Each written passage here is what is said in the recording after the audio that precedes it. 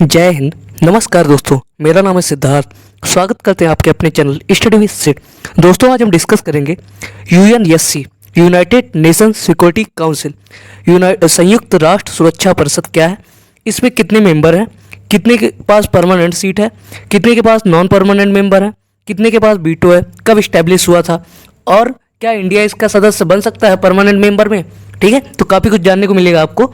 देखिए, जैसे ये चार्ट है, इसके माध्यम से समझाया गया है कौन कौन से देश है। और मैं लास्ट में आपसे एक क्वेश्चन भी पूछूंगा, उसका आंसर आप कमेंट सेक्शन में दे दीजिएगा, तो हम उसे प्रिंट कर देंगे। ठीक है, तो चलिए शुरू करते हैं।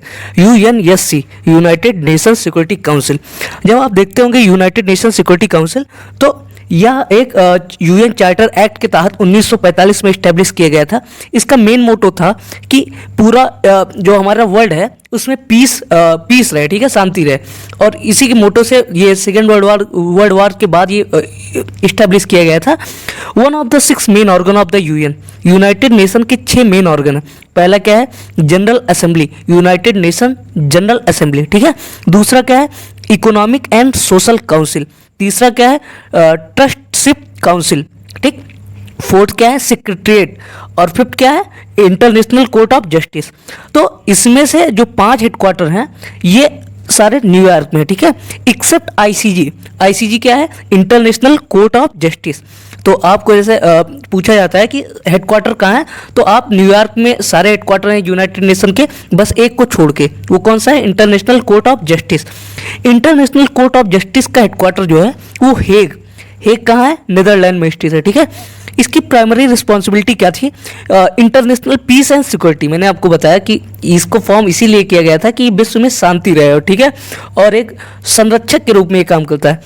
नेक्स्ट देखते हैं, इसमें हम डिस्कस करेंगे कितने परमानेंट मेंबर हैं और कितने के पास वीटो है। ठीक है, देखिए, कंपोज्ड ऑफ 15 मेंबर। इसमें कितने मेंबर है, 15 मेंबर हैं और प्रत्येक के पास वीटो है। मतलब 15 में से जो ईच मेंबर है 1 वीटो। अब 15 मेंबर इसमें 2 पार्ट में डिवाइड है, एक है परमानेंट, एक है नॉन परमानेंट। परमानेंट कितने हैं, 5 मेंबर जो है वो परमानेंट है, 10 मेंबर क्या है, नॉन परमानेंट। ठीक है, 5 परमानेंट मेंबर जैसे कौन कौन से, इस 5 परमानेंट मेंबर में आ जाते हैं चाइना, फ्रांस, रसिया, यूके और यूएस। इसे P5 कहा जाता है। ठीक है, P5 मतलब वीटो पावर इनके पास है, इसीलिए इनको P5 बोला जाता है कि 5 मेंबर हैं, जो कि परमानेंट के 5 मेंबर कौन कौन से हैं, चाइना है, फ्रांस है, रसिया है, यूके है और यूएस है। पावर फॉर रिजोल्यूशन मतलब veto power for resolution P5 permanent member पास है। 10 non permanent member of elected at 2 year. इसमें जैसे मैंने आपको बताया कि 15 मेंबर होते हैं, 5 परमानेंट होते हैं, 10 नॉन परमानेंट होते हैं। जो 10 नॉन परमानेंट मेंबर होते हैं ये यूनाइटेड नेशन सिक्योरिटी काउंसिल में 2 साल के लिए इलेक्ट किए जाते हैं। ठीक है, 2 year eight UN general assembly. Non permanent member जो होते हैं वो वीटो का एंजॉय नहीं कर पाते, या मतलब उनको वीटो नहीं मिल पाती है, वीटो पावर केवल परमानेंट मेंबर को मिल पाती है। India is a non permanent member of United Nation Security council. और आप ये देखिए, जो 10 नॉन परमानेंट मेंबर रहते हैं ये कहाँ कहाँ से सेलेक्ट किए जाते हैं। 5 मेंबर जो होते हैं वो अफ्रीकन कंट्रीज सेलेक्ट किए जाते हैं और 5 ही एशियन से, और एक eastern Europe, 2 each from Latin America and western Europe. तो ये जो 10 मेंबर रहते हैं ये इनका पूरा है कि कहाँ कहाँ से आते हैं।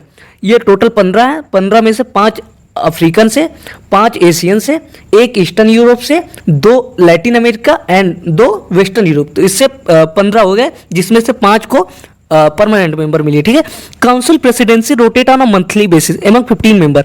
मतलब आप जैसे जानते ही होंगे 15 मेंबर हैं, तो इसकी जो प्रेसिडेंसी होती है वो हर मंथ क्या कहते हैं, रोटेट होती रहती है। ठीक है, तो इसका representative of each all its member present at all time eight UN headquarter. जो जैसे इंडिया एक नॉन परमानेंट मेंबर है, तो अगर प्रेसिडेंसी इंडिया के पास आती है तो जो इंडिया का प्रतिनिधित्व करेगा वो यूनाइटेड नेशन के हेडक्वार्टर, जो कि कहाँ है, नीदरलैंड में। ठीक है, तो वहाँ क्या कहते हैं, रहेगा। नीदरलैंड में क्या है, हेग का ICG international court of justice का है, और ये जो यूनाइटेड नेशन का है वो कहाँ, न्यूयॉर्क में। ठीक है, जो मैंने आपको पहले ही बता चुके हैं। देखिए, इंडिया के नॉन परमानेंट मेंबर से मैंने आपको बता दिया, इसके रिप्रेजेंटेटिव जो होते हैं वो ऑल टाइम प्रेजेंट रहते हैं यूएन के हेडक्वार्टर में। भारत का भी एक पहले टीएस त्रिमूर्ति थे हमारे, जो यूएन में बैठते थे। ठीक है, पावर टू इसकी पावर देख लीजिए, power to recommend the admission of new member. जो यूनाइटेड नेशन जनरल असेंबली या यूनाइटेड नेशन सिक्योरिटी काउंसिल है, इसकी वर्क क्या रहते हैं, इसके वर्क कहते हैं कि अगर कोई नया मेंबर आता है तो उसे ये शामिल कर लेते हैं, ठीक है। Exercise trusteeship function and the UN in strategic area, appointment of the secretary general, मतलब जो ये पावर रहती है यूनाइटेड नेशन जनरल असेंबली और यूनाइटेड नेशन सिक्योरिटी काउंसिल की, इनकी exercise trusteeship function of the UN in strategic area, और appointment करते हैं ये सेक्रेटरी जनरल का, ठीक है। और यूनाइटेड नेशन जनरल असेंबली और यूनाइटेड नेशन सिक्योरिटी काउंसिल को एक जज की आवश्यकता होती है, जो कि इंटरनेशनल कोर्ट ऑफ जस्टिस के थ्रू इन्हें अपॉइंट किया जाता है, ठीक है। आगे देखते हैं फंक्शन और पावर क्या क्या है। मैंने आपको बता दिया कि यूनाइटेड नेशन सिक्योरिटी काउंसिल और यूनाइटेड इसीलिए इस्टेब्लिश किया गया था कि पीस एंड सिक्योरिटी है, ठीक है, टू इन्वेस्टिगेट एनी डिस्प्यूट और situation leading to international friction. कोई ऐसा मुद्दा है, ऐसा कोई डिस्प्यूट जो कि इंटरनेशनल लेवल पे बहुत भयावह स्थिति हो जाए, जैसे मतलब काफ़ी उस कंडीशन से वार होने की सिचुएशन आ जाए, तो इस वजह से भी इसको किया गया था, जैसे वर्ल्ड वार 2 के बाद, कि पूरे विश्व में शांति बनी रहे, ठीक है। To recommend method of the adjusting such dispute of the term of the settlement, to formulate plan and regulate armament, ठीक है, आगे का प्लान। और जैसे इसमें के यूनाइटेड नेशन के कई एनजीओ चलते हैं, काफ़ी सारी संस्थाएं हैं जो कि वर्क करती हैं पूरे वर्ल्ड में, ठीक है। To determine existence of threat to peace and recommend action, मतलब जैसे चाइना ताइवान पे हमला कर रहा है तो हमला करने वाला है, जैसे, और रसिया यूक्रेन पे कर रहा है, तो जो ये थ्रेट रहती हैं, धमकियाँ, जो काफ़ी डोमिनेटिंग कंट्री रहती हैं, जैसे चाइना की पॉलिसी एक्सपेंशन की रहती है, तो ऐसे को कंट्रोल करता है, ठीक है। और call on a member to apply economic sanction to prevent और स्टॉप एग्रेशन। जैसे कि आप देखते होंगे अभी हाल में न्यूज में चल रहा है कि रसिया ने यूक्रेन पे अटैक किया है, तो पूरा वर्ल्ड क्या कर रहा है कि रसिया के ऊपर सैंक्शन लगा दिया है, जिससे रसिया पूरे वर्ल्ड से सेक्लूड हो गया है, उसे स्विफ्ट पेमेंट सिस्टम से भी हटा दिया गया है। स्विफ्ट पेमेंट सिस्टम क्या होता है, जैसे हमारे यहाँ वीजा रुपये होता है तो वो इंडिया के अंदर होता है, लेकिन स्विफ्ट क्या होता है, इंटरनेशनल पेमेंट सिस्टम होता है, जिससे हर चीज़ की एक देश से दूसरे देश में डॉलर के पैसे का आदान प्रदान हो सके। तो इसको सैंक्शन लगाने से रसिया को बहुत ज़्यादा लॉस हो गया, इस वजह से एग्रेशन को कंट्रोल करने के लिए ये सारी चीज़ें की जाती है, ठीक है। आगे देखते हैं, हम आपसे लास्ट में एक क्वेश्चन पूछेंगे, लेकिन उसके पहले हम बात कर लेते हैं ग्राफ की। देखिए कौन कौन मेंबर हैं इस समय, परमानेंट और नॉन परमानेंट, ठीक है। काफ़ी अच्छे से ग्राफ को आपको समझ में आ जाएगा। देखिए इसके 5 परमानेंट मेंबर, पहला यूएसए, दूसरा यूके यूनाइटेड किंगडम जो कि 4 देशों से मिलकर बना है, जैसे कि नीदरलैंड, वेल्स और इंग्लैंड, और ठीक है, तो और नीदरलैंड, ठीक है, रसिया, फ्रांस, चाइना। तो यूएसए, यूके, रसिया, फ्रांस, चाइना, ये क्या है, P5 कंट्री है, परमानेंट, और इनके पास वीटो है, ठीक है। अब नेक्स्ट देखते हैं कौन कौन से, जैसे आपको पता होगा कि 2 साल के लिए यहाँ इलेक्ट किए जाते हैं मेंबर नॉन परमानेंट। तो इस समय 2022 में कौन कौन से नॉन परमानेंट मेंबर हैं जो कि यूनाइटेड नेशन के सिक्योरिटी काउंसिल में हैं और जनरल असेंबली में हैं। देखिए अफ्रीका के, जैसे मैंने आपको बताया था, 3 देश रहेंगे, तो उसमें से इस समय घाना, केन्या, ठीक। एशिया के 2 हैं अभी नॉन परमानेंट में, इंडिया, यूएई है। लैटिन अमेरिकन कैरिबियन के 2 हैं, ब्राज़ील है, मैक्सिको है। वेस्टर्न यूरोप के 2 हैं, आयरलैंड है और नॉर्वे है। और ईस्टर्न यूरोप के अल्बानिया है, ठीक है, ईस्टर्न यूरोप के अल्बानिया।